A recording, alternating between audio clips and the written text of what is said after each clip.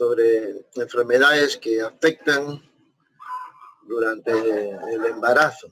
No es que afectan, sino enfermedades que la mujer puede tener ya antes o que se exacerban o se empeoran durante el embarazo, ¿no? Específicamente a las enfermedades intercurrentes referidas a enfermedades pulmonares, enfermedades cardíacas y enfermedades renales, ¿no? En cuanto a las enfermedades del aparato respiratorio, ¿no? Debemos decir que estas alteraciones del aparato respiratorio son sumamente frecuentes en el embarazo. Y una serie de alteraciones como el asma, las enfermedades, las neumonías que se complican grandemente durante el embarazo. Y todo esto debido a que,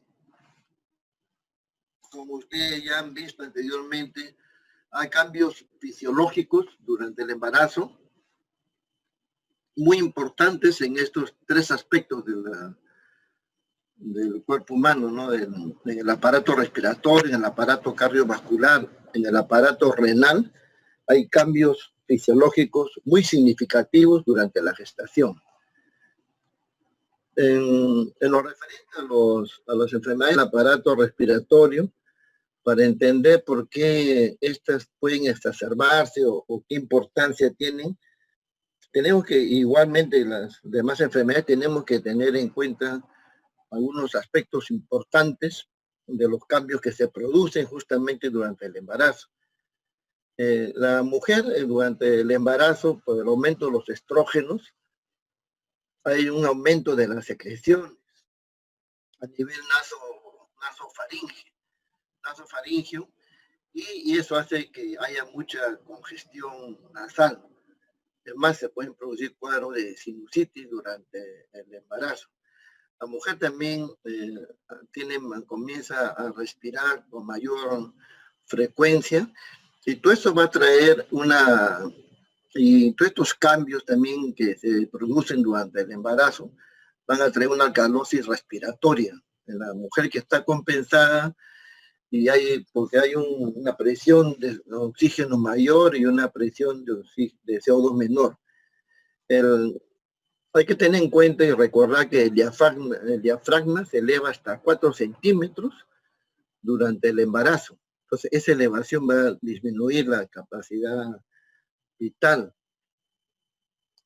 ¿no? Y esto pues, se eleva lógicamente porque el útero va creciendo, el útero va aumentando el volumen de líquido amniótico, y eso hace que empuje el diafragma hacia arriba.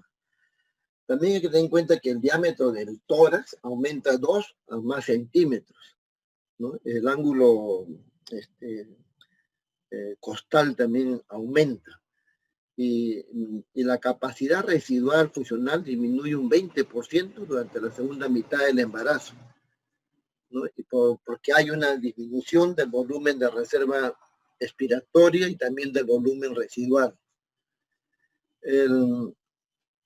La frecuencia respiratoria, les decía, aumenta hasta en un 50% en reposo, ¿no? Y esta alcalosis respiratoria se debe también, está en parte condicionada porque hay un aumento de la progesterona. Y además hay un aumento de la presión del CO2 arterial, diré una disminución que hasta 30 milímetros de mercurio. Y como les había dicho, en el aparato respiratorio superior, en la nasofaringe, en la tráquea, hay hiperemia, hay aumento de la hiperactividad glandular, pues decía, hay más secreciones. La mujer está más condicionada a las inflamaciones que puede haber, porque estos aumentos de secreciones pueden ocasionar después infecciones. Hay aumento de la actividad fagocitaria y aumento del contenido mucopolisacárido. También esto puede ocasionar, esta hiperemia puede ocasionar epístasis. Entonces, es muy frecuente decir que la mujer va a consulta preocupada porque tiene epístasis, ¿no? Y estos son pues resultados de estas alteraciones que uno tiene que conocer y que no requieren mayor tratamiento, y hay que tener en cuenta también estos cambios cuando, por ejemplo, a una paciente se va a someter a una operación, se le va a intubar, o a poner una sonda nasogástrica, hay mayor riesgo de que se produzca una hemorragia significativa.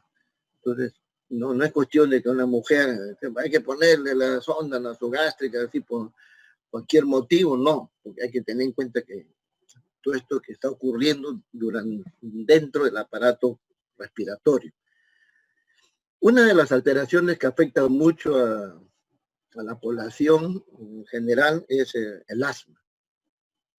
El asma en general, para que tengan en cuenta, según la literatura, pero ya resumiéndola, podemos dividirlo cuando el asma se produce en una gestante, podemos clasificarla en 3 tipos. En 3/3, digamos, la población gestante con asma. 1/3 no mejora ni empeora, permanece igual con su crisis asmática. Es decir, si tenía una crisis cada mes, así seguirá igualito. Otro tercio empeora. Tenía crisis 1 por mes, ahora ya tiene 2, 3 por mes, empeora 1/3. Y 1/3 de las gestantes mejora. Eso es en términos generales, ¿no? Ustedes van a ver en la literatura 38% mejora, etcétera, pero resumiendo, la regla de los tercios. 1/3 empeora, 1/3 mejora y 1/3 permanece igual. Hay que tener en cuenta que la espirometría, que es una de las formas de diagnósticas para evaluar la magnitud del asma, etcétera, en el embarazo, la espirometría en el asma es similar a la no embarazada, ¿no? Porque la capacidad vital forzada sobre el volumen expiratorio forzado y el flujo expiratorio máximo son estables o poco aumentados están en la mujer asmática. Y esto de la capacidad vital y la capacidad pulmonar total se conservan por el aumento de la movilidad y el ensanchamiento de las costillas, ¿no? Y en el último trimestre ya puede haber una pequeña disminución. Habíamos dicho que el volumen residual y la capacidad residual funcional disminuyen porque el diafragma pues, se ha elevado 4 centímetros. En cuanto a los gases, en sangre, el aumento de ventilaciones por minuto, debido al aumento, entre otras cosas, al aumento de la progesterona, va a dar lugar a una alcalosis respiratoria, ¿no? Y la presión de CO2 va a estar mayor de 35 milímetros de mercurio y la presión de oxígeno a menos de 70. Entonces, en cuanto a cómo es que va a evolucionar también, uno se puede dar una idea, a pesar de la regla de los tercios, si una mujer tiene crisis muy frecuentes del asma, tiene cuadros muy severos del asma, es de suponer que durante el embarazo tenga mayor gravedad, se supone, pero como le digo, siempre hay esa regla de los tercios. Como por ejemplo acá dice el 20 a 36% se exacerba, ¿no? Casi 1/3, como decía. El sobrepeso, la obesidad, también son condiciones que aumentan el problema del asma. Por eso hay que, en el control prenatal, se sabe, ¿no? Ya saben ustedes que hay que controlar unas cuestiones fundamentales, el peso, más aún si se trata de una asmática. Las fumadoras, ¿no? El cigarro pues hace daño en todo aspecto y con mayor razón durante el embarazo por los cambios fisiológicos que hay, y peor si tiene asma. Entonces no debe pues fumar, no debe prohibirse totalmente que fume la paciente. También en el uso de glucocorticoides en el embarazo hay que tener también ciertos cuidados, porque la mujer ya de por sí está inmunosuprimida durante el embarazo en alguna forma. Entonces también sopesar qué tanto va a ser necesario dar los glucocorticoides, no dar a manos llenas.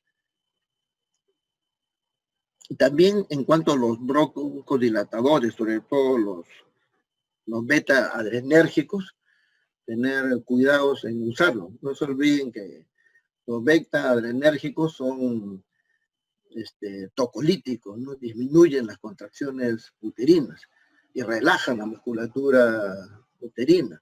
Entonces, si lo usamos hasta el final del embarazo, en el periodo del parto, etcétera, puede ocasionar una hemorragia por atonía uterina. Entonces, pues, entre los efectos del asma durante el embarazo, le decía, pues, el uso de los tocolíticos y otras consideraciones, puede producirse una hemorragia uterina, aumenta la mortalidad perinatal, la mujer está con alteraciones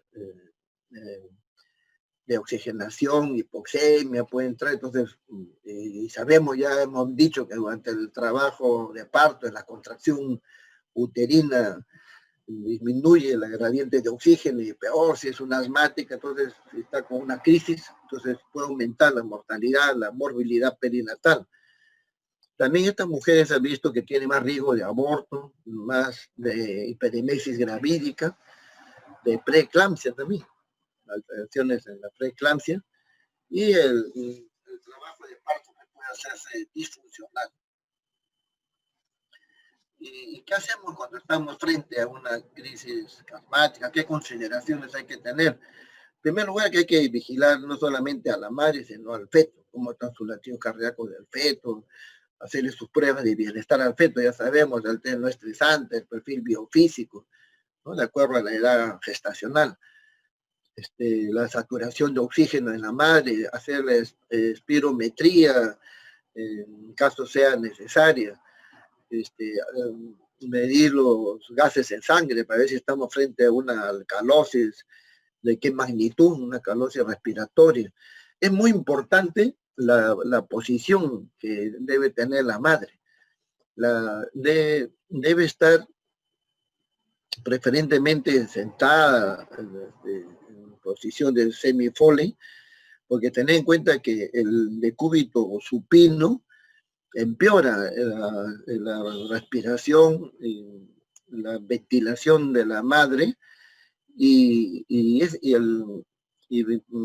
ese por el efecto Poseidon, ¿no? Que comprime el útero, peor ya si tiene, ya está en el segundo o tercer trimestre, el útero comprime la arteria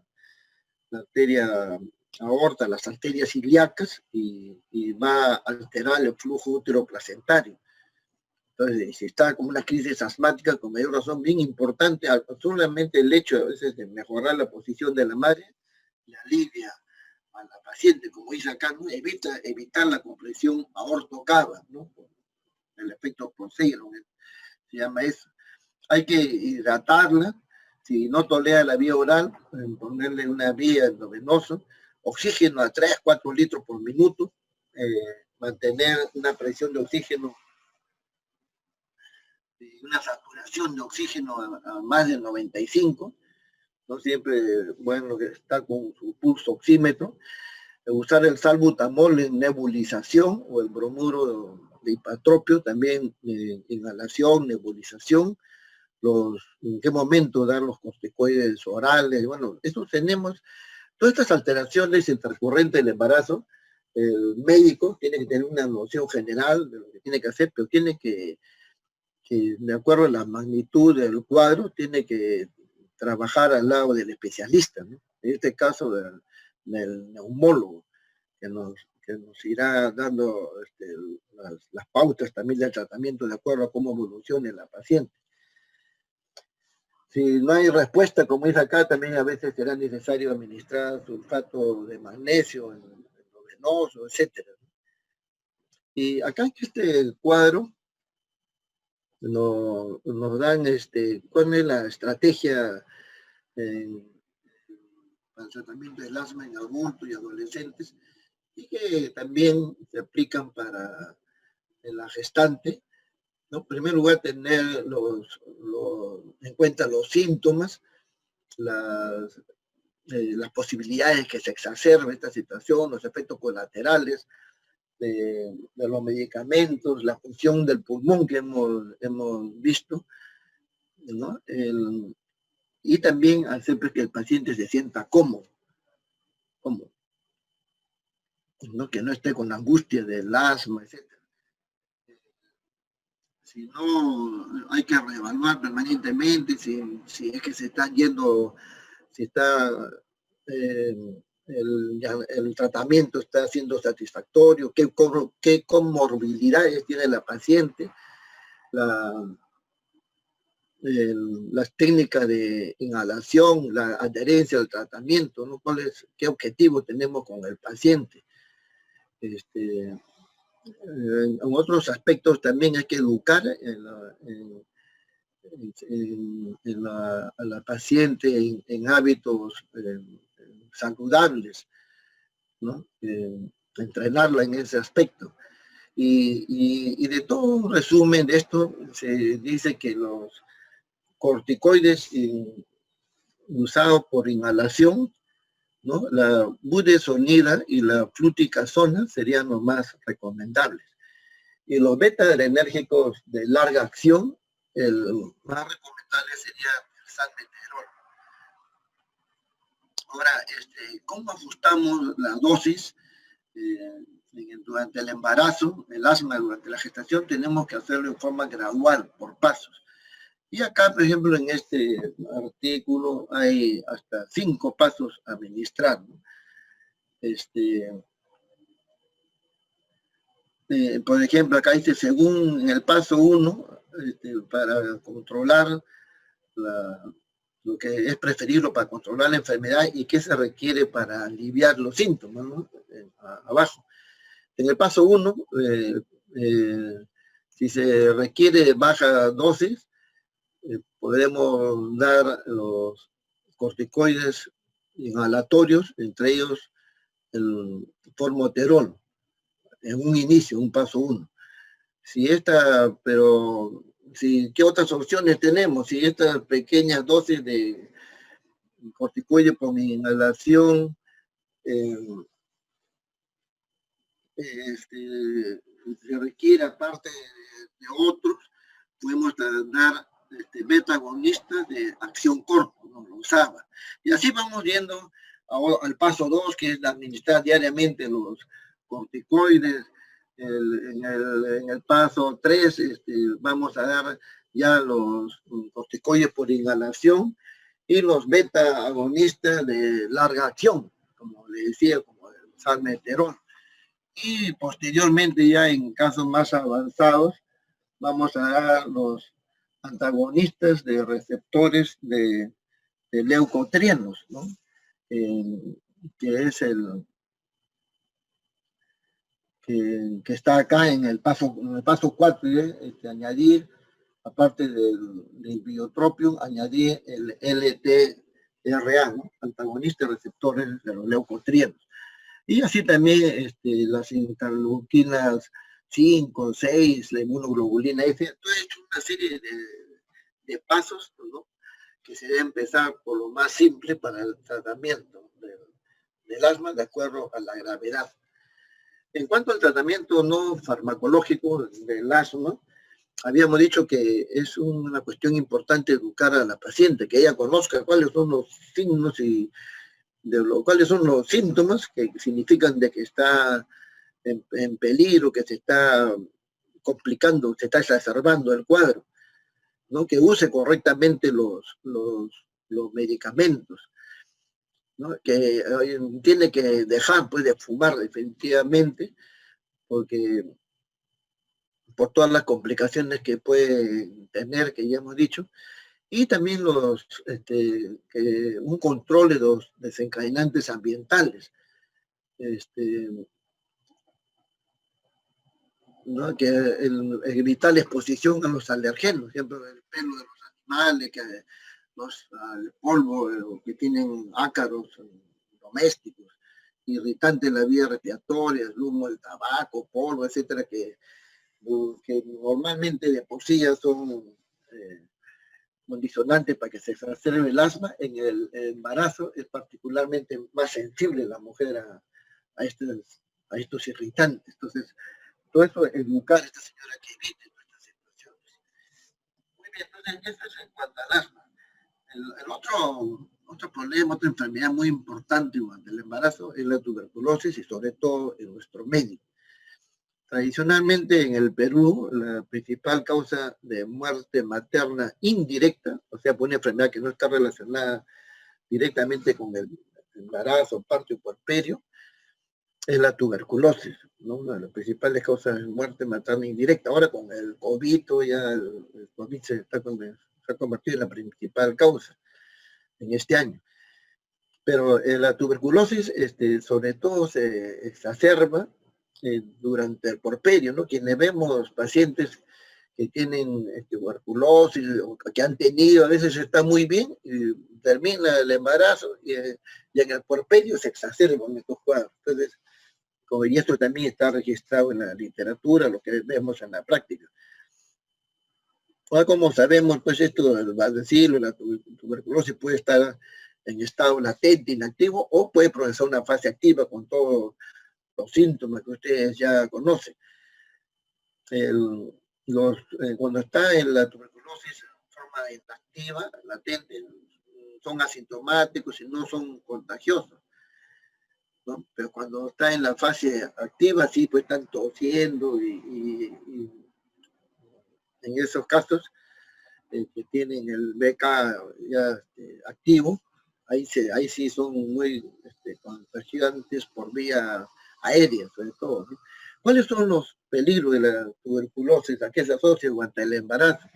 Puede producir parto prematuro, restricción del crecimiento intrauterino, bajo peso al nacer y aumento de la mortalidad perinatal en general. Esta enfermedad puede manifestarse en forma insidiosa. A veces pueden tener fatiga, pero uno cree que la fatiga bueno, tiene la fatiga porque está gestando, que también en el embarazo se produce mucha fatiga, pero puede estar enmascarando detrás de esta fatiga puede estar un proceso de tuberculosis. En cuanto a la clínica, ustedes ya saben, hay pérdida de peso, tos, fiebre, sudoración nocturna, malestar general, hay la fase también característica, ¿no? La fase de Margarita Goitier, que le llamaban, etcétera. Entonces, todo eso pues tenemos que hacer una radiografía, buscar si es necesario hacer cultivos de bacilos ácido alcohol resistente y hacer el diagnóstico y dar el tratamiento. El tratamiento, que bueno, ustedes ya en sus clases ya habrán hecho, ¿no? Hay el tratamiento que indica el Ministerio de Salud, en los programas del Ministerio de Salud, ¿no? Y fundamentalmente, como la literatura dice, puede estar a base de la isoniazida, el etambutol, la rifampicina, esos son los medicamentos básicos, y tener en cuenta que la rifampicina, por ejemplo, puede asociarse a anomalías fetales, inclusive a alteraciones hemorrágicas. Entonces, todas estas consideraciones, y siempre esto tiene que tratarse, pues, acompañados de un especialista, ¿no? Tuberculosis, ¿no? Ponerlo en el Programa Nacional de Tuberculosis, que le den su tratamiento de acuerdo a los esquemas del Ministerio de Salud. En cuanto a las neumonías en la comunidad, es otra causa muy frecuente de muerte. A nivel mundial lo consideran la segunda causa de muerte durante el embarazo, ¿no? Acá en nuestro medio, como le decía, es la principal causa en la actualidad de muerte materna indirecta. Bueno, entonces estas neumonías como agentes etiológicos tienen el Streptococcus pneumoniae y el Haemophilus influenza, y atacan pues mucho y pueden tener alta mortalidad durante la gestación. Por eso es que el Ministerio de Salud, ahora en su programa nacional de vacunación, está vacunarse, a toda gestante debe vacunarse contra la influenza, ¿no? En el tercer trimestre. Entonces esa es una cuestión también que ya se ha introducido en el Programa Nacional de Vacunación, ¿no? A toda gestante debe vacunarse contra la influenza porque causa pues, muchas neumonías y aumenta la mortalidad materna. Esto pues, todas estas neumonías, todos se aumentan, se empeoran, porque siempre tener en cuenta que durante el embarazo la inmunidad está disminuida. La clínica, hay fiebre, tos mucopurulenta, hay disnea, taquicardia, está respirando más rápido, escalofrío, dolor torácico, dolor pleurítico, una mujer inspira y tiene dolor. Hay el examen físico, crepitantes, roncos. Hay que tomar una radiografía de tórax. El tratamiento, siempre como les decía, la posición de la paciente. La paciente está en decúbito supino, va a ver ahí el efecto Poseidon, comprime la compresión del aorto, la cava y los vasos, y va a disminuir la oxigenación al feto. También a la propia madre, no va a poder ventilar bien por lo que el diafragma está elevado, etc. Entonces, una posición adecuada que es semisentada. Mantener también la saturación de oxígeno, siempre monitorear al feto también, no solamente a la madre, sino no descuidar al feto, ¿no? Administrar antipirético como paracetamol e iniciar antibiótico terapia. No se olviden, a propósito, en este punto, de que nosotros tenemos que tener en cuenta que toda infección, toda paciente con fiebre durante el embarazo está en riesgo de complicarse y de ir a un shock séptico. O sea, una neumonía, ¿no?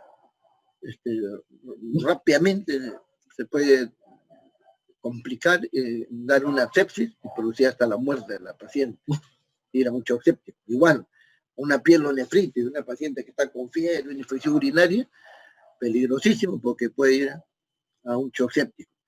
En este punto, entonces, es bueno recordar, por ejemplo, ustedes que van a estar en su serum, no sea la especialidad que sea, van a hacer su serum o así tengan la especialidad que sea, pueden ver una paciente que está con fiebre, está con infección, siempre tener la posibilidad, ¿qué posibilidad hay que esta señora haga sepsis, haga un shock séptico? Entonces, para eso se ha ideado lo que se llama el Quick SOFA, ¿no? Que ustedes lo conocen, es SCORE, el Quick SOFA, ¿no? Que se ha simplificado el SCORE SOFA al Quick SOFA, que solamente mide 3 parámetros, ¿no? La presión arterial sistólica menos de 100, la frecuencia respiratoria de 22 o más respiraciones por minuto, y el Glasgow menos de 13 puntos, ¿no? Usted sabe que 15 es lo normal en el Glasgow. Entonces, si una paciente está desorientada, polinéica, y la presión sistólica menos de 100, entonces esa paciente que tiene 2 criterios, 3 criterios del Quick SOFA está en grave peligro. ¿Por qué es importante el Quick SOFA? Porque eso nos advierte, nos predice, es un predictor de que esa paciente tiene mucho riesgo de convertirse de ir hacia un shock séptico. Y eso lo vemos nosotros cuántas veces en el hospital, ¿no? Vemos el paciente se complica y uno hace la anamnesis retrospectiva o hace una ampliación de la historia y dice, pero ¿cómo? Sí, vino con fiebre, etc. Pero ¿cómo? No estaba bien, pero uno revisa, pero ¿cómo no estaba bien? Acá tenía la frecuencia respiratoria, tenía más de 22, tenía 25, tenía 80 de presión sistólica, y después sí, la obstetritis, un caso así reciente, sí, la paciente estaba, que no contestaba, estaba desorientada, no respondía adecuadamente, estaba somnolienta, estaba ya mal, y con razón, pues horas después nomás, 5 o 6 horas después, la paciente ya estaba en shock séptico. Entonces, en esos casos, siempre cuando estamos con una paciente con fiebre, con depresión, que tener en cuenta que puede irse a un shock séptico y siempre medir ahí el quick SOFA. En cuanto al tratamiento, tener en cuenta, pues, de que debemos tratar a todos estos gérmenes, ¿no? Para eso tenemos que administrar cefalosporina, ceftriaxona, 1 o 2 gramos al día durante 10 días. También, si queremos asociarlo para atacar a los anaerobios, a los gérmenes atípicos, diré, podemos asociarlo con eritromicina, clindamicina, sobre todo la eritromicina. También una buena medida es la amoxicilina más ácido clavulánico, un buen antibiótico, pero tener en cuenta que el ácido clavulánico, ¿no? puede producir enterocolitis necrotizante, ¿no? Según los estudios ya clásicos que se hicieron respecto de estos antibióticos. Entonces, tener cierta reserva, en todo caso, emplear amoxicilina y evitar la asociación con el ácido clavulánico.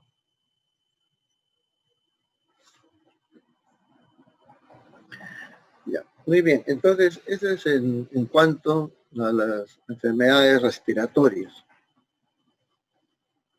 Otra complicación que afecta, que preocupa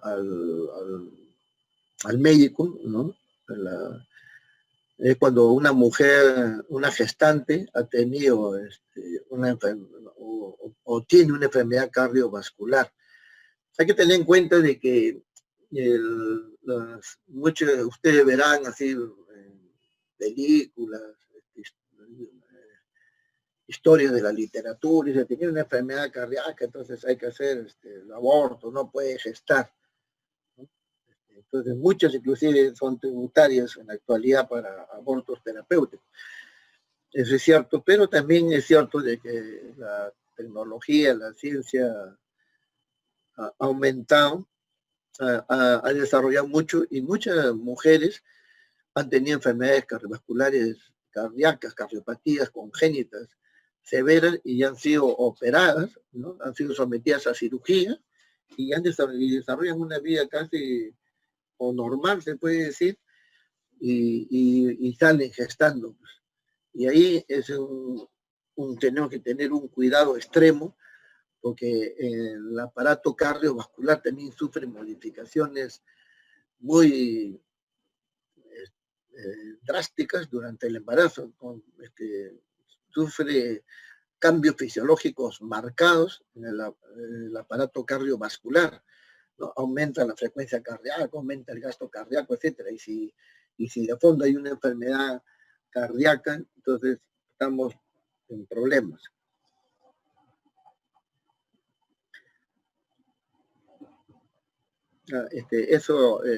Perdón, lo que le decía del ácido clavulánico está en los estudios Oracle, ¿no? Que sería bueno que lean Oracle 1, Oracle 2, ¿no? Que ahí determinan de que el ácido clavulánico puede producir.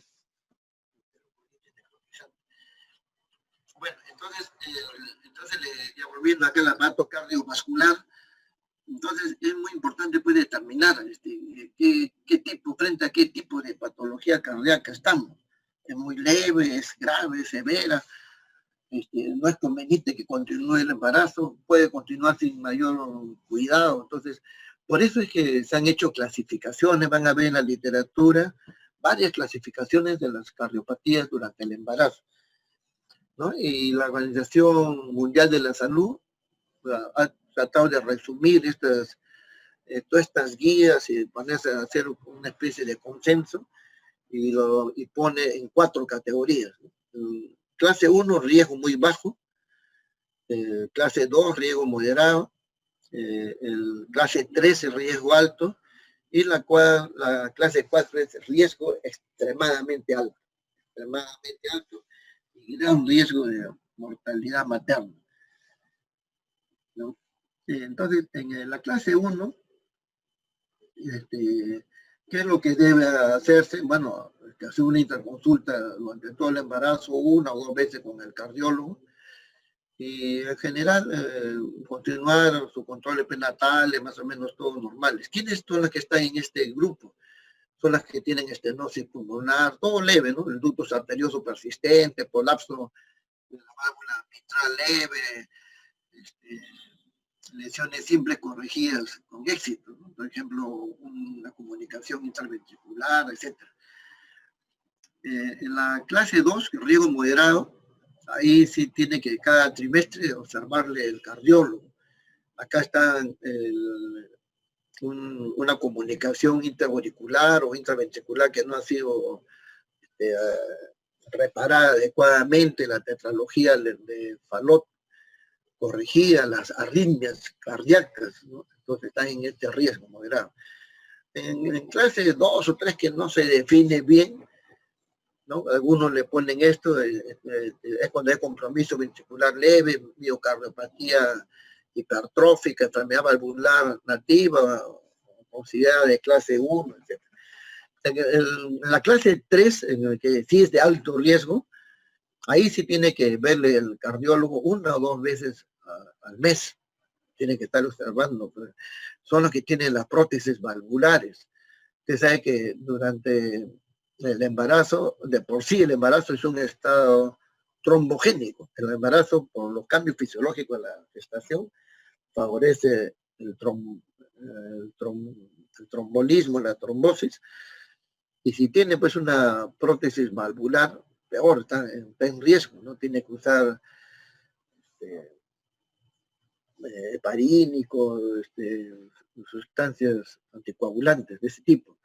Acá está la que tiene la enfermedad, la circulación de Fontan, la enfermedad cardíaca cianótica no reparada quirúrgicamente, la enfermedad cardíaca compleja que no ha sido operada, la dilatación de la aorta cuando tiene más de 40, 45 milímetros. Bueno, eso miden en la ecocardiografía, lo ven todo eso, el síndrome de Marfan, ¿no? Donde hay una disección de la aorta, etc. Entonces, ahí es de alto riesgo, muy de alto riesgo. Y la clase 4 es ya de riesgo extremadamente alto, ¿no? Donde hay un altísimo riesgo de muerte materna inclusive. Y que ahí tiene que sopesarse si la mujer va a continuar con el embarazo o se va a recomendar, se va a indicar el aborto terapéutico, ¿no? Ustedes saben que en el Perú el aborto terapéutico está permitido, ¿no? En el Código Penal, de toda mujer en la cual el embarazo pone en riesgo la vida de la paciente, bueno, en forma grave y permanente, según el artículo 119 del Código Penal, se le puede administrar, hacer un aborto terapéutico, ¿no? No es penado en estos casos. En esta clase 4 tiene que verse esas circunstancias, y si la paciente desea, pues el paciente que tener su hijo está en riesgo, ¿no? Pero desea tener, entonces, tener un cuidado extremo, tiene que hacerse una vigilancia intensiva desde el punto de vista obstétrico y desde el punto de vista cardíaco, ¿no? ¿Quiénes son los que están acá en esta clase 4? Las pacientes que tienen hipertensión pulmonar, hipertensión arterial pulmonar, de cualquier causa, disfunción ventricular izquierda severa, con fracción de expulsión menor de 30%, bueno, una serie de alteraciones, síndrome de Marfan con aorta de más de 45 milímetros, todo eso tiene que ver el cardiólogo. Por ejemplo, acá una de las muertes maternas que hubo en el Hospital San Bartolomé hace un tiempo. Es una paciente que tenía justamente una hipertensión pulmonar. Entonces le habían dicho que no podía salir gestando, porque en el embarazo pues hay una serie de cambios y todo esto se va a exacerbar, como le hemos dicho. Usted no puede salir gestando, porque si sale gestando puede ser grave, puede morir. Entonces, pero sin embargo, esta joven tenía 26 años, salió gestando. Fue a su poste, le dije, está gestando. Sí, pero a mí me han dicho que no puedo salir gestando, me han dicho que me da un aborto. No, acá no se hace aborto. La rechazaron a la paciente. Fue ya a un hospital de tercer nivel, ya tenía ya 12 semanas. O 8 semanas, 10 semanas, igual, no, ¿qué aborto? ¿Por qué saliste gestante? ¿Por qué no te has tomado anticonceptivo? No, pues nada. Y así fue a otro hospital, hospitales acá en Lima, grandes, de tercer nivel, lo rechazaban. Fue a la clínica de la Solidaridad. Sí le podemos hacer, pero tiene que pagar la cantidad de dinero, la gente no tenía plata. Entonces llegó así, ya tenía 22, 23 semanas, fue a un hospital. Sí, pues usted necesita que se le haga, pero ya muy grande, pero ¿para qué viene recién? Ya tiene ya más de 5 meses. Ya no se le puede hacer el aborto terapéutico, ¿no? ¿Por qué viene recién cuando había ido por varios hospitales? Entonces no se puede hacer, ya tiene que continuar porque ya tiene ya 24 semanas, ya está mucho. Y un día está caminando por la Plaza 2 de Mayo, tenía 28 semanas, y entra en disnea de súbito, te llevan al hospital, entra a UCI y todo, murió, ya no se pudo hacer nada, por más que estuvo en UCI, cardiólogo, etcétera, murió. Se produjo una muerte materna. ¿Por qué? Porque y eso es lo que pasa, pues a veces estas pacientes necesitan que se le haga un aborto terapéutico, pero nadie le hace. Por eso que el Ministerio de Salud el año 2016 por fin ha hecho esa guía para el aborto terapéutico para casos así como este, que son también no son contados, no son abundantes, no son muy frecuentes. Ahora, yo le decía que en cuanto a las mujeres que tienen cardiopatías congénitas de diferente tipo, el avance de la ciencia pues ha hecho que estas sean reparadas, sean operadas y hagan su vida normal y después salen gestando. Entonces ahí vienen los problemas, ¿no? Entonces ahí tenemos que hacer una clasificación de qué tipo qué grado es 1, 2, 3, en qué circunstancia está, ¿no? Según las clasificaciones, según las guías de la Asociación Americana del Corazón, o entre otras entidades, la Asociación Europea también de enfermedades cardíacas, etc. Le decía que todos estos problemas que se producen, estas enfermedades que hemos visto así a grandes rasgos, entrañan pues un riesgo, un desafío y un peligro para la paciente, de acuerdo a la magnitud que tenga, porque el embarazo produce cambios drásticos en el aparato cardiovascular, ¿no? Entre ellos, en primer lugar, hay una disminución de la resistencia vascular sistémica y hay un aumento significativo del gasto cardíaco. La presión arterial al principio, durante el embarazo, desciende 10 milímetros de mercurio y después a partir de las 20 semanas va subiendo.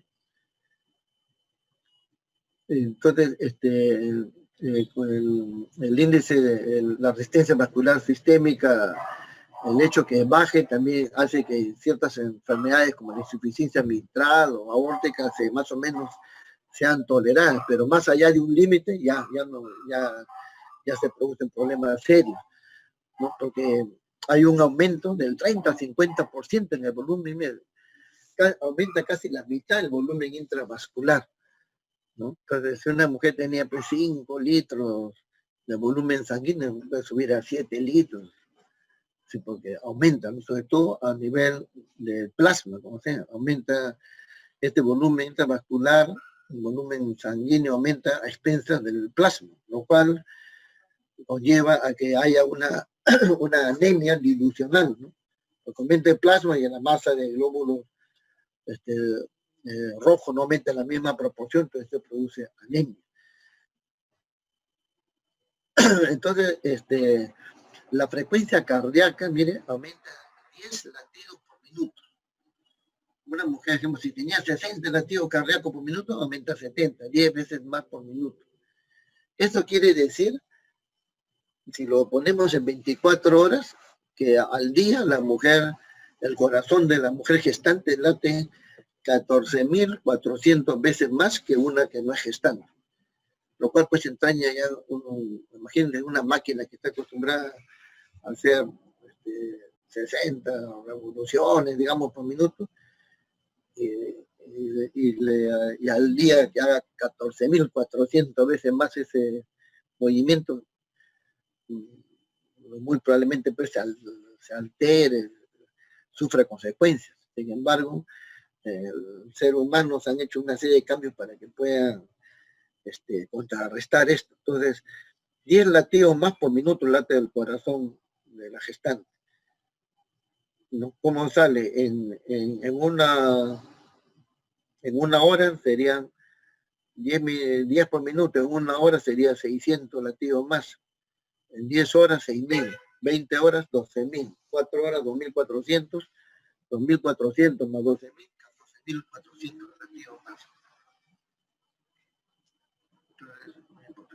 También decía que, bueno, como sabemos ya, como han hecho en sus clases de los cambios fisiológicos, el embarazo, así como es de por sí diabetogénico, también es trombogénico. En el embarazo, con una serie de cambios, está la mujer en peligro de una trombosis, ¿no?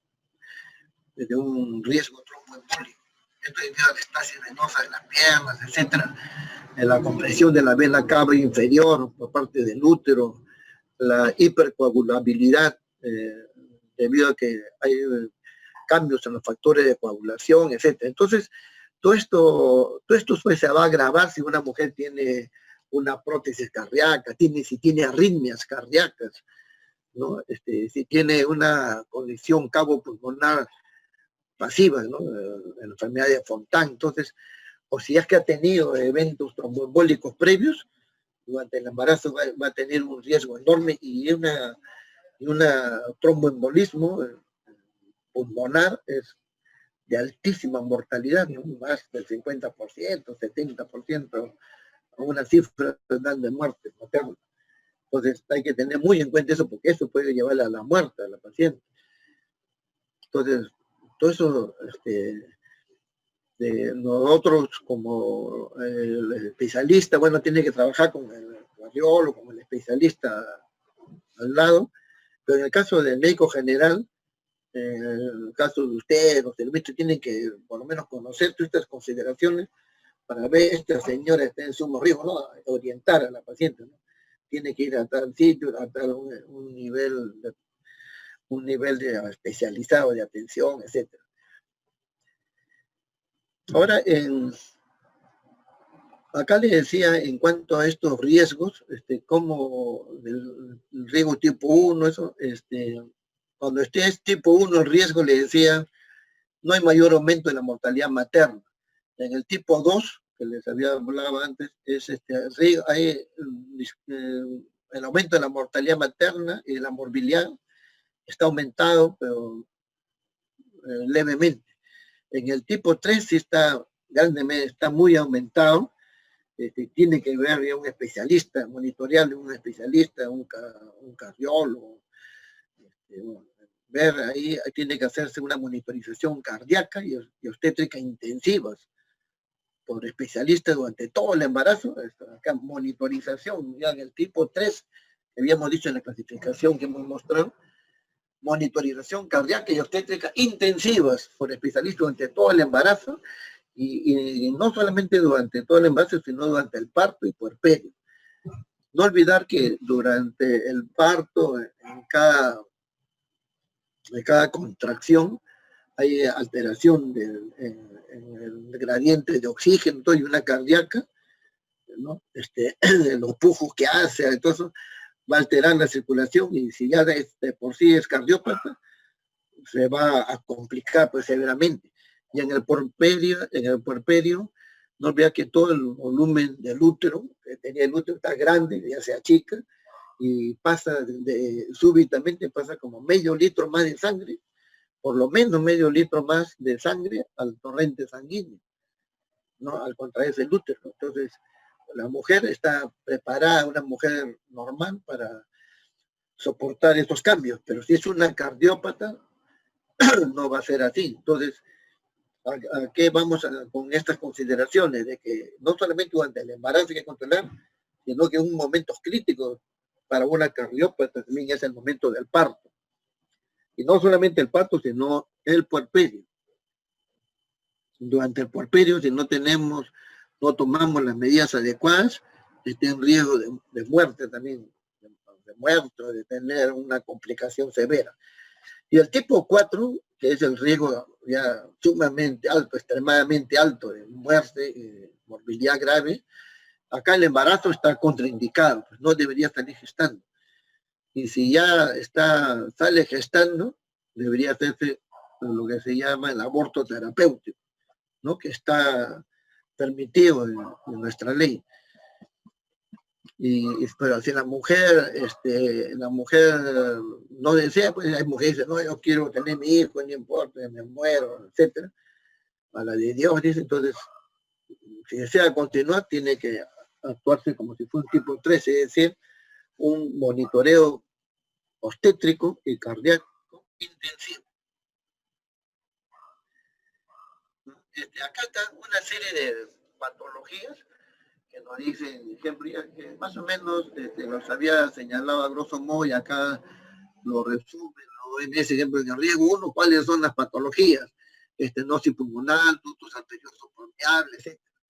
En el riesgo 2, defecto septal auricular o ventricular que no se ha operado, ¿no? La comunicación de cinta ventricular, la tetralogía de Fallot, y así en el riesgo 2, 3, que según sea el caso, de disfunción ventricular izquierda ligera, el riesgo 3, riesgo 4, están todas las alteraciones, y ahí le pongo para que ustedes lo lean, ya tampoco uno no va a tener en la cabeza, pero eso ya lo tiene de acuerdo a la patología que la paciente trae.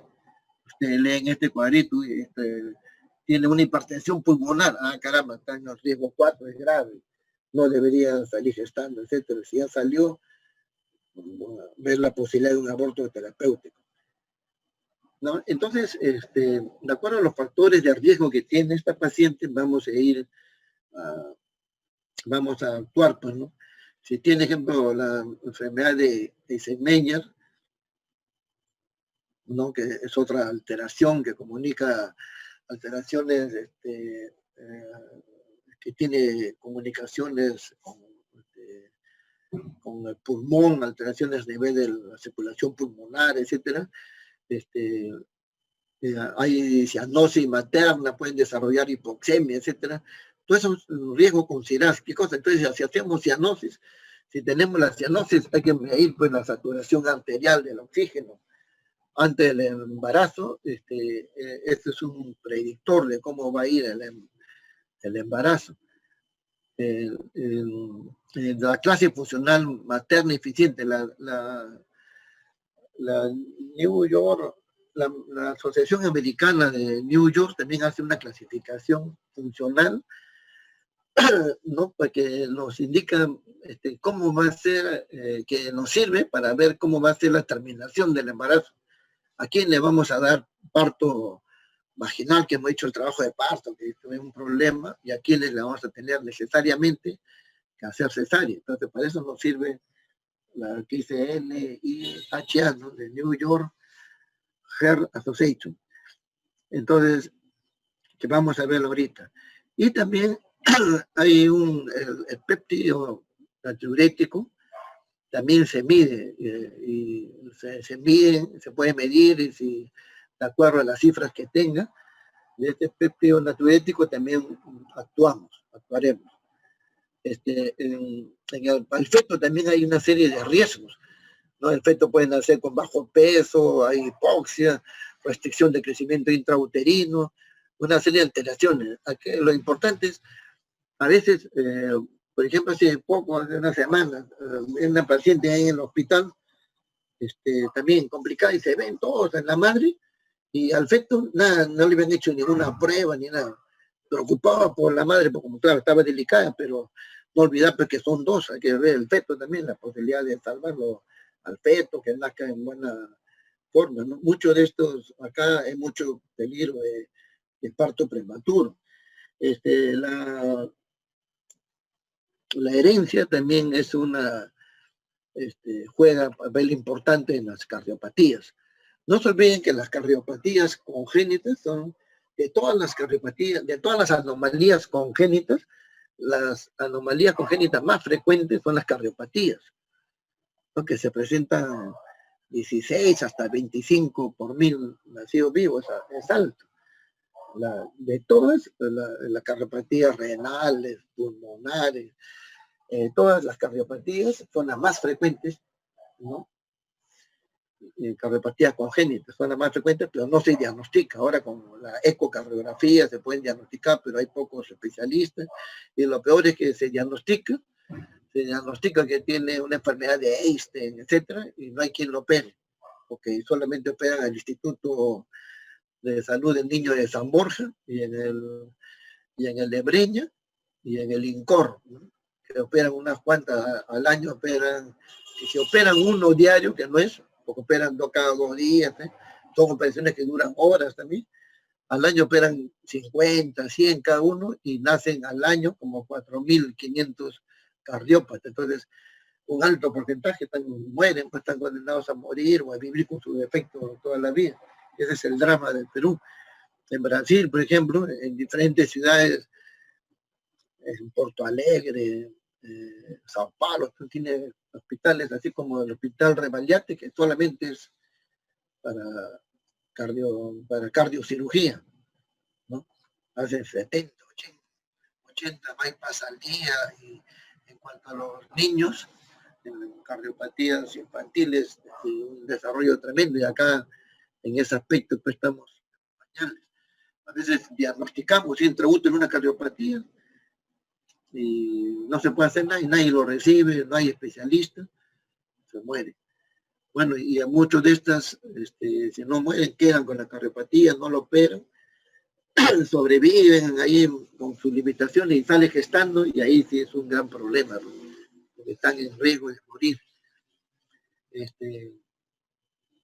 Y hay síndromes familiares como el síndrome de Holt-Oram, ¿no? Que se caracteriza por alteración en las extremidades muy cortas y defectos cardíacos. El síndrome de George, donde hay microcefalia, retrognatia, plantación baja de orejas y cardiopatías. Entonces, eso también de ver nosotros podemos más o menos. Todas las comunicaciones intracardíacas, si ve, todo eso tenemos también, pueden causar problemas, sobre todo las cardiopatías cianóticas. El ducto arterioso persistente también hemos visto, tenemos que tratarlo para que lleve un embarazo. Sí puede llevar un embarazo más o menos satisfactorio, ¿no? El síndrome de Eisenmenger sí es algo grave, y si tiene este problema está en riesgo de muerte materna. Las enfermedades aórticas como enfermedad de Marfan, todas estas alteraciones pueden ser graves, pues tenemos que determinar. En cuanto a la lactancia, la madre no puede a veces dar de lactar, porque se agita mucho. Y normalmente una persona que no es cardiópata, el solo hecho de darle de lactar le produce una cierta agitación, un esfuerzo, la lactancia.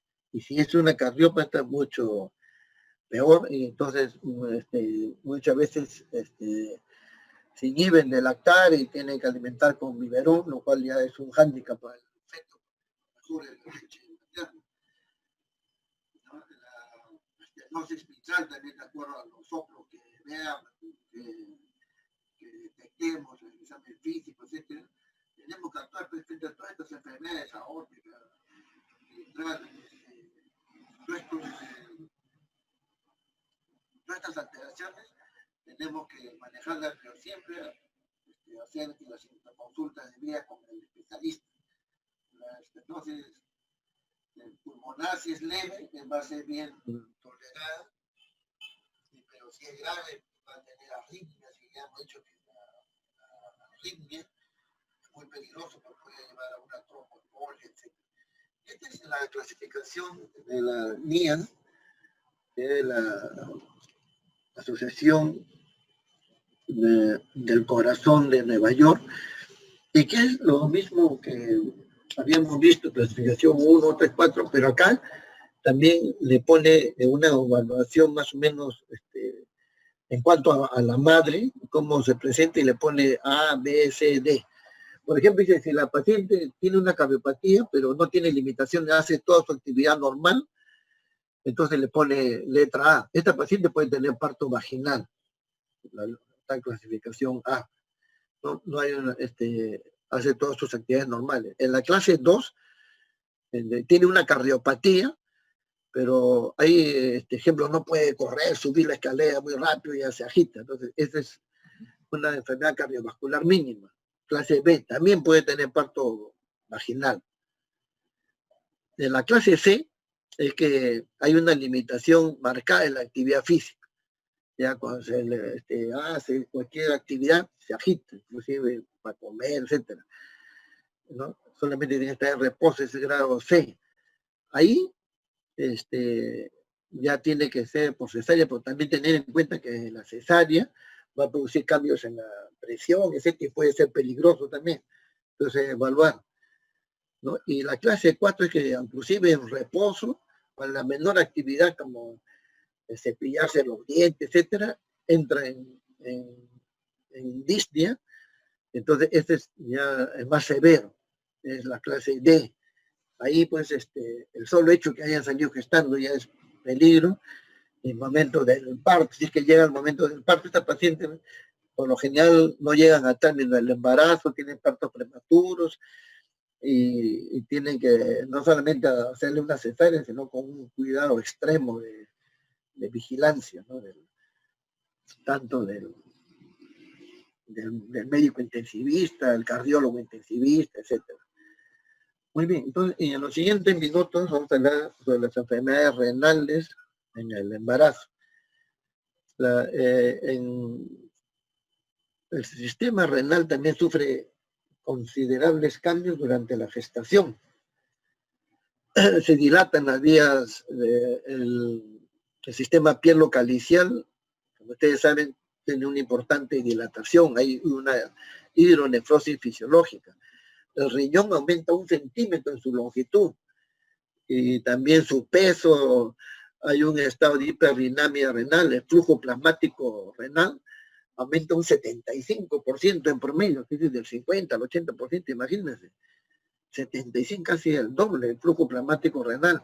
La filtración, la tasa de filtración glomerular aumenta hasta el 50%. Entonces, esos dos aspectos más ya significan, pues, de que la depuración de creatinina no va a estar muy aumentada, y por lo tanto la creatinina sérica y el nitrógeno ureico disminuyen, ¿no? Porque ha aumentado la tasa de filtración glomerular. ¿No? En cuanto a la creatinina, siempre tiene que estar por debajo de 0.8, ¿no? Inclusive para la considerar como preeclampsia, más de 0.8 ya lo considera como un criterio de daño renal en la preeclampsia, 0.8 máximo. Y el nitrógeno ureico debe ser de 12 como máximo. Entonces se modifica también el metabolismo ácido-base, el bicarbonato disminuye 4 o 5 milimol. La presión de CO2 en consecuencia también disminuye en 10 milímetros de mercurio. Hay una alcalosis respiratoria que habíamos dicho, que había durante el embarazo. El sistema renal trata de compensar esto. La excreción de la glucosa aumenta, esa es otra cosa, hay glucosuria. Durante el embarazo se elimina, normalmente una mujer elimina 100 miligramos de glucosa al día, y durante el embarazo puede eliminar hasta 1 gramo, o sea, 10 veces más, ¿no? hay mayor excreción de proteínas, aumenta la proteinuria, etc. Entonces, hay cambios pues, muy importantes en el riñón, la vejiga también, porque el útero crece, comprime la vejiga, la progesterona, al aumentar, disminuye la motilidad de la fibra muscular lisa, entonces ahí disminuye el peristaltismo del uréter, la vejiga, entonces hay una estasis urinaria y eso aumenta también la posibilidad de infecciones urinarias. El aumento, la dilatación del sistema colector general urinario y la estasis por disminución del peristaltismo producto del aumento de la progesterona, todo eso condiciona a que haya más posibilidad de infecciones urinarias. Y también, si una mujer tiene una alteración y no puede pues, hacer estos cambios que se producen durante el embarazo, va a estar en mayor riesgo de una insuficiencia renal aguda. Y es más, durante el embarazo se pueden producir estas insuficiencias renales porque, por ejemplo, si ha tenido un aborto con una hemorragia significativa o una hemorragia del tercer trimestre, un choque hipovolémico va a dañar severamente al riñón, va a dar una insuficiencia renal. La preeclampsia también es otra condición en donde va a ocasionar daño renal, ¿no? El desprendimiento prematuro de placenta, etc. Problemas donde hay oliguria de la gestante, por todo esto, por diferentes consideraciones, va a dañar el riñón. Y en nuestros países, mi ejemplo acá dice que 1 de cada 10.000 a 20.000 en los países industrializados. Y en los países como el nuestro, 1 cada 2.000, o sea, 5 veces más insuficiencia renal que en los países adelantados. ¿Por qué? Porque hay más riesgo de hemorragias, de infecciones, etc. Entonces, las insuficiencias renales pueden ser prerrenal, renal y posrenal. ¿Cómo hacemos también la oliguria? Es una cuestión importante. ¿Y cómo sabemos si es una insuficiencia prerrenal o una necrosis tubular aguda? El examen físico en la insuficiencia prerrenal hay hipotensión, taquicardia, escasa turgencia de la piel, y en cambio en la necrosis tubular aguda el examen físico es más o menos normal, pero en la orina, en la necrosis tubular hay isostenuria, células tubulares renales, cilindros pigmentados, y en cuanto al sodio, el nitrógeno ureico, sangre, etcétera, por ejemplo, acá hay más de 8 es en la insuficiencia prerrenal, menos de 3 en la necrosis tubular aguda. La creatinina más de 40 en la insuficiencia prerrenal y en el otro menos de 15, y así, en base a todos estos parámetros, podemos diferenciarlos con los exámenes de laboratorio. En obstetricia, pues le decía, la insuficiencia renal aguda puede darse por diferentes motivos, como ya le hemos dicho, las hemorragias, los abortos sépticos, la sepsis. Ustedes saben que la sepsis, pues, en general, peor los abortos sépticos, pueden atacar el riñón, ¿no? Dar una insuficiencia renal. Las hemorragias ya hemos visto, el choque hipovolémico, la hiperemesis gravídica también cuando es severo por los cuerpos cetónicos en la orina, la cetonuria, todos los cambios todos los cambios que se producen por la deshidratación, los cambios metabólicos, puede dar una insuficiencia renal también. La preeclampsia ya ni hablar, ya se sabe que es una de las complicaciones serias y frecuentes de la preeclampsia y la insuficiencia renal. La esteatosis hepática también puede producir daño renal, ¿no? Y también la necrosis cortical aguda, por diferentes tipos de enfermedades que se hacen más acentuadas durante el embarazo. Entonces, el manejo de esto es individual y tiene pues, que hidratarse a la paciente adecuadamente, el uso de diuréticos si es necesario, balance hídrico, dieta pobre en proteínas, 40 gramos por día o 0,5 gramos por kilo de peso. La dieta de los carbohidratos, el aporte calórico de 35 a 50 kilocalorías al día. La presión arterial, controlar, corregir la acidosis con bicarbonato, antibiótico terapia, ¿no? Según cómo está la filtración renal, cómo está el hematocrito, la función plaquetaria, determinar si hay coagulopatía. ¿Cuándo es que vamos a hacer diálisis? Muchas veces en estos casos, en el embarazo, tenemos que hacer diálisis. ¿Cuándo vamos a tener indicaciones de diálisis? Cuando el potasio sérico está de 6,5 y no mejora, cuando hay congestión circulatoria, secundaria sobrecarga hídrica, nitrógeno ureico mayor de 120 miligramos por decilitro, o un incremento diario de 30 miligramos por decilitro, acidosis metabólica, que no responde al tratamiento. Entonces, en todos esos casos tenemos que hacer diálisis. Y el objetivo del tratamiento es el control de los líquidos, hacer una dieta adecuada, ajustar la dosis de los fármacos, controlar las alteraciones metabólicas.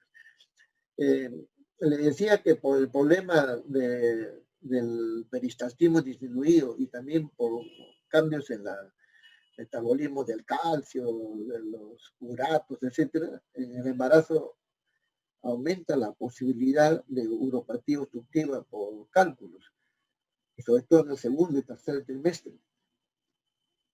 Entonces, eso también es otro problema que produce, pues, lo que se llama el cólico nefrítico, es un cólico tremendamente, es un dolor en la fosa lumbar, irradiado en la región inguinal, sumamente intensa.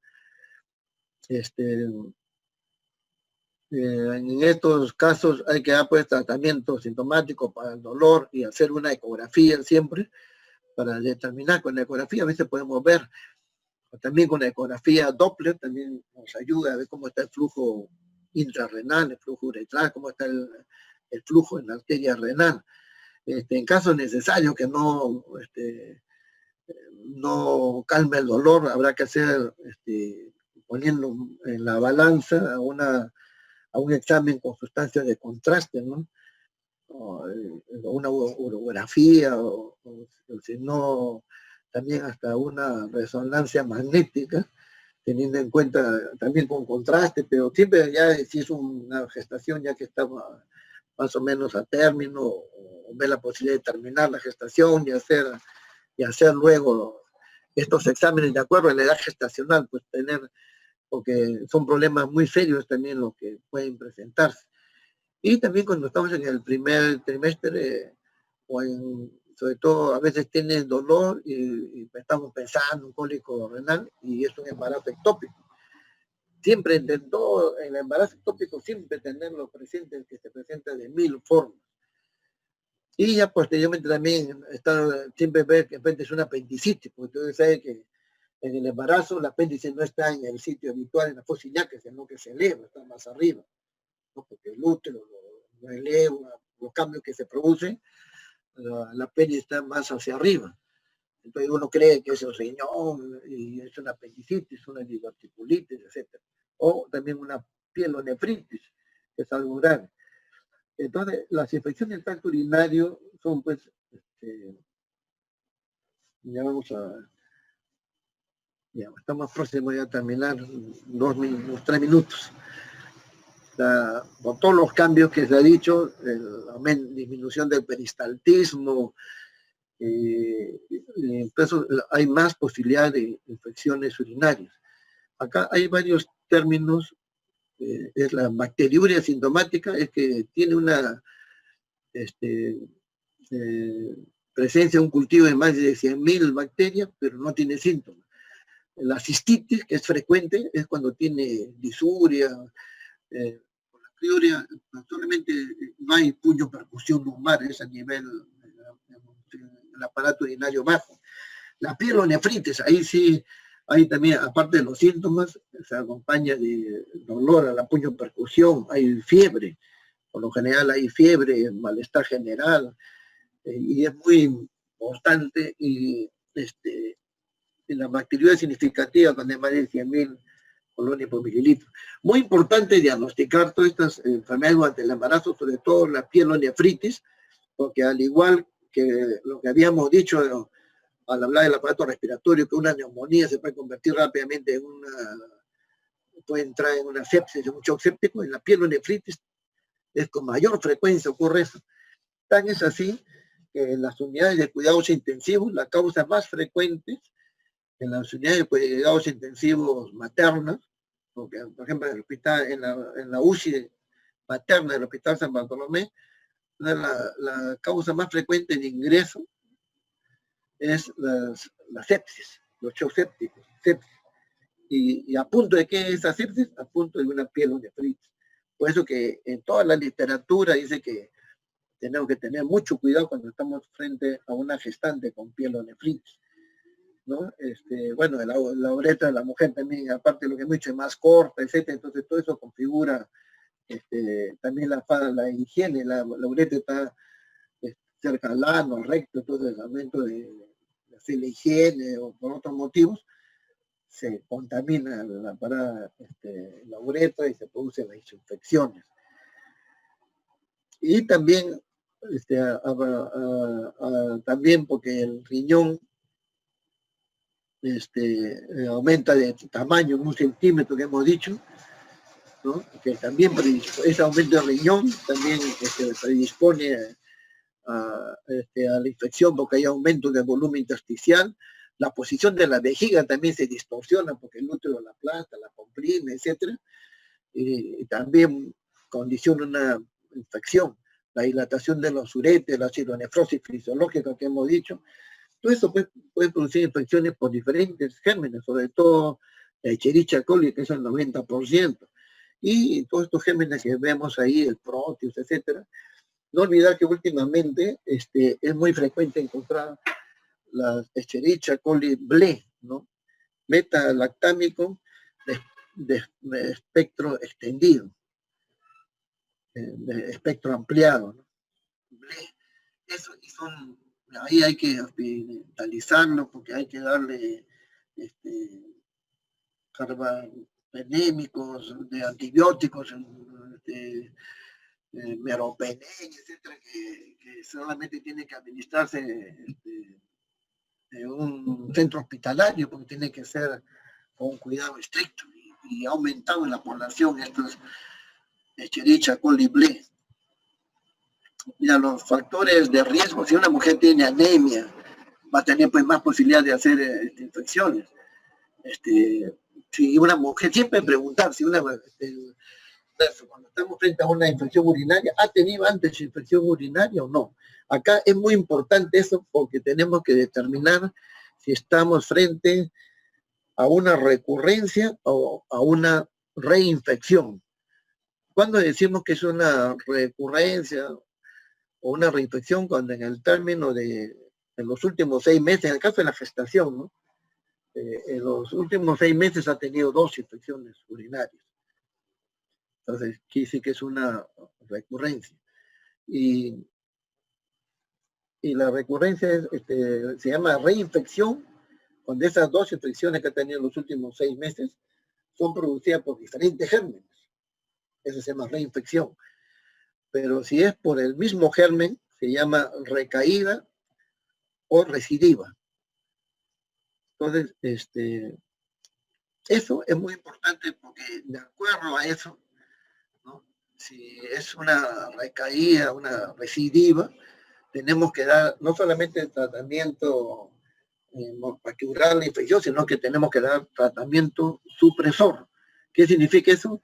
Que ya tenemos que darle tratamiento hasta que termine el embarazo. Le damos 7 días, 10 días de tratamiento, ¿no? Y después, ya que la paciente que se ha negativizado el cultivo está negativo, ¿ya? Pues tenemos que seguirle dando antibióticos hasta que termine el embarazo, en pequeña dosis, que puede ser 50 miligramos de nitrofurantoína o 50 o 250 miligramos de cefalexina, por ejemplo, una cefalosporina, hasta que termine el embarazo. Entonces es muy importante ver, como le digo, si es una recurrencia, si es una recidiva o si es una reinfección.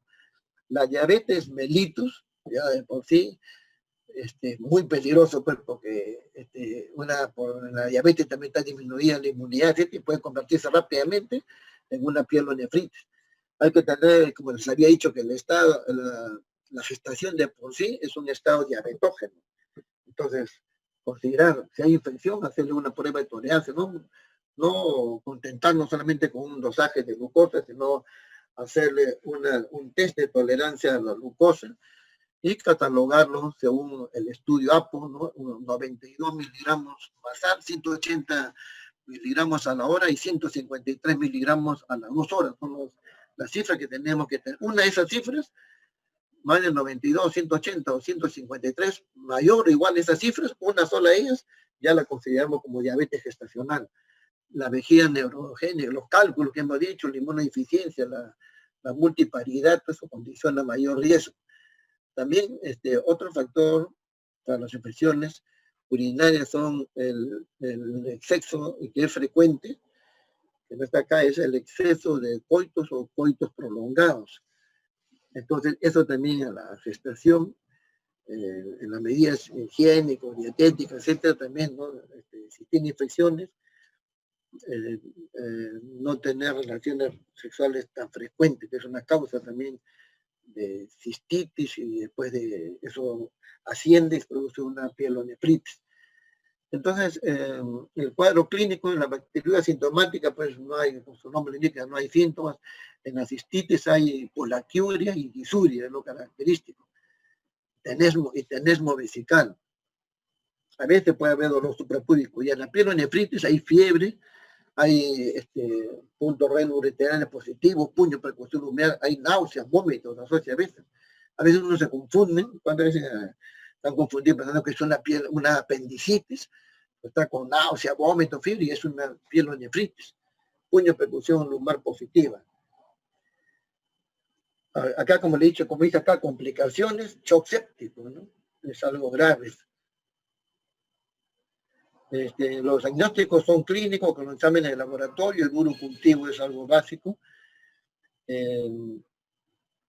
La cistitis, tenemos pues también el cultivo, y hay pues el síndrome uretral agudo.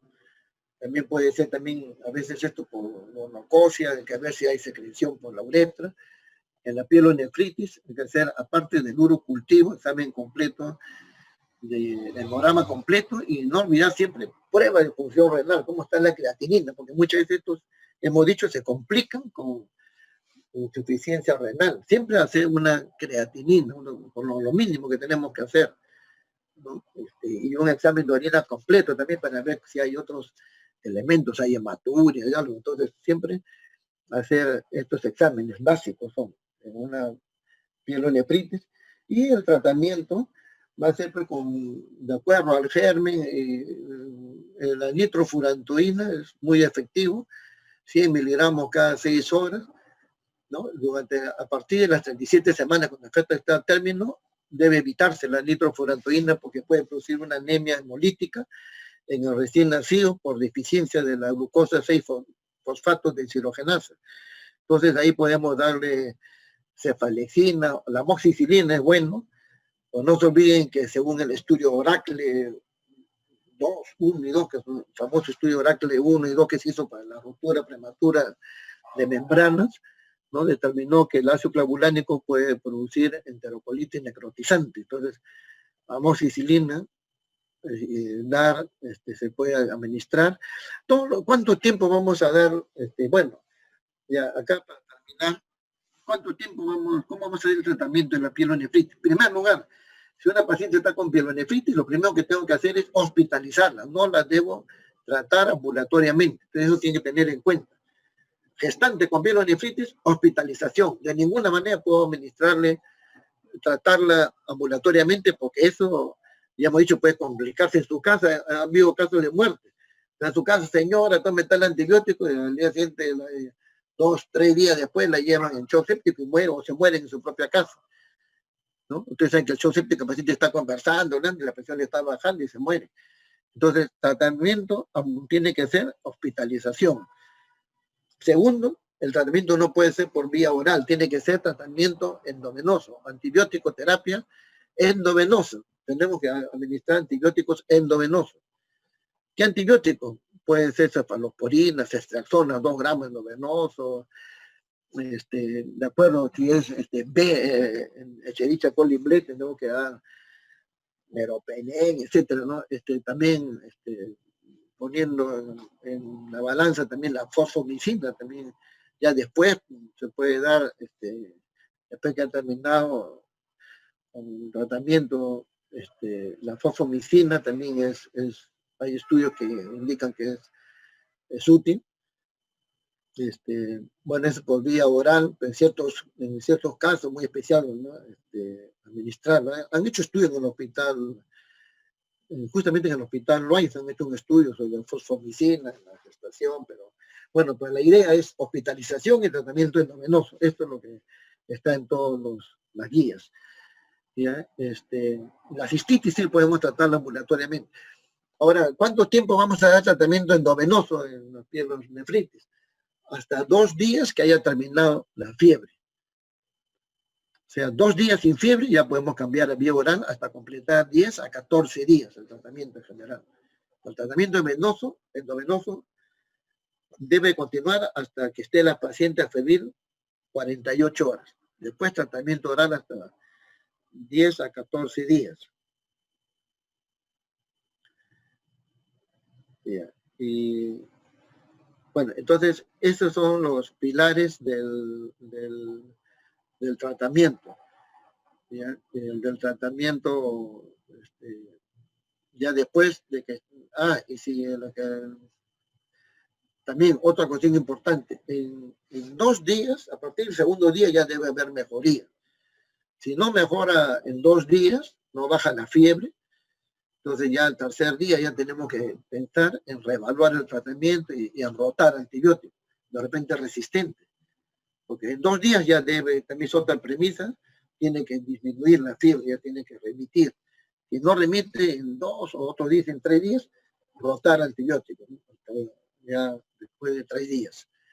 Entonces, esas son las consideraciones básicas para el tratamiento de las pielonefritis, ¿no?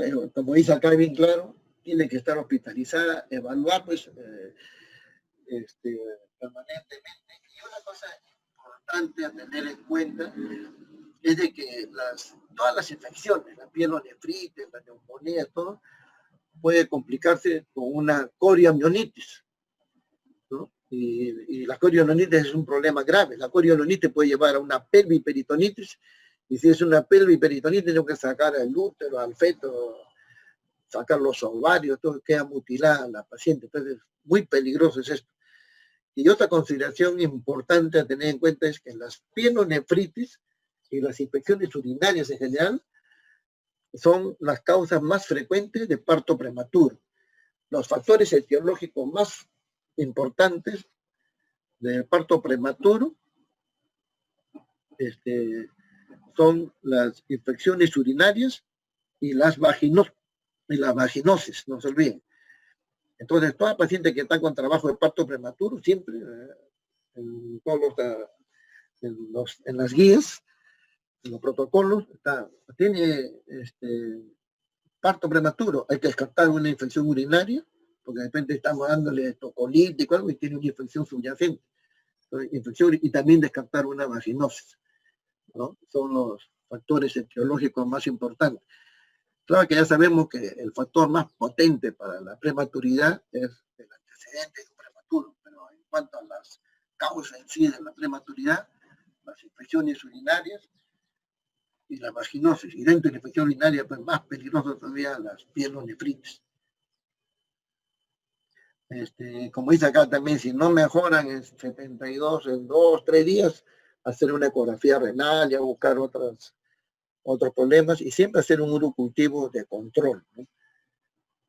Y ya tener en cuenta, como le he dicho, que habrán casos en que por más que esté negativo el cultivo, tendremos que darle un tratamiento supresivo a lo largo ya de toda la gestación. Si se produjo a las 18 semanas, hasta que nace, tenemos que darle un tratamiento supresivo que puede ser con nitrofurantoína, 50 miligramos diario o una cefalosporina como cefalexina, 250 miligramos.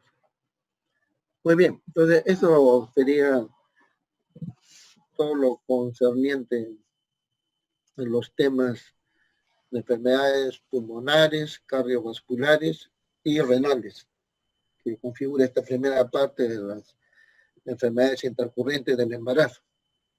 Muchas gracias, doctor Cabrera. ¿Algunas preguntas? Gracias. ¿Alguna pregunta por el chat?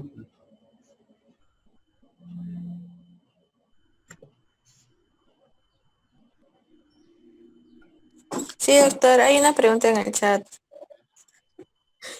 Es de parte de Betsy Juliana. Nos pregunta si nos podría repetir en qué casos se da tratamiento supresor. Allá, le decía, el tratamiento supresor es cuando nosotros vemos que la señora está presentando en los últimos, le hemos curado una infección urinaria y vuelve a presentarse esta infección urinaria. Entonces, en ese caso,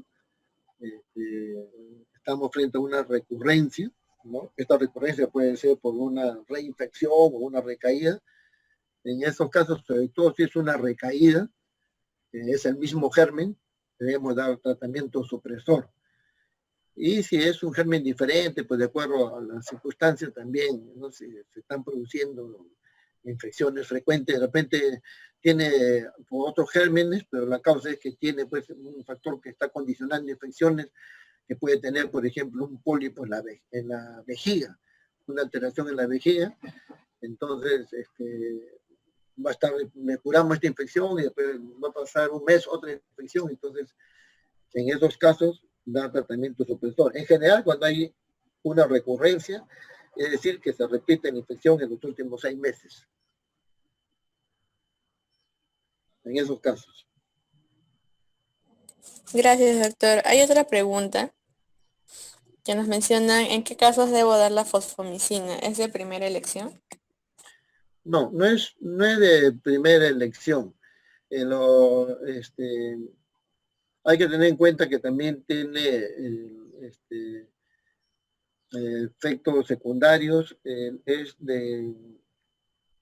A uno le ponen como categoría C en el embarazo, pero hay estudios últimamente, porque se había dejado de lado mucho la fosfomicina, y más que nada en casos de infecciones leves, y justamente en pacientes que tienen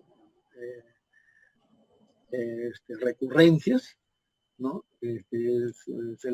Una buena alternativa es darle administrar fosfomicina, ¿no? Si tiene ya más ya está en el tercer trimestre del embarazo, sobre todo podría ser una alternativa. Usted sabe que la fosfomicina se toma 3 gramos por vía oral en dosis única, esa es la gran ventaja, ¿no? Pero siempre la gestante con ciertos reparos tener eso. Son estudios aislados en realidad. Una mujer sí que no está gestante sí sería una buena alternativa, pero una gestante en ciertos casos muy particulares. Muy bien. Ya no hay preguntas, ¿no es cierto? Ok, muchas gracias, doctor Cabrera.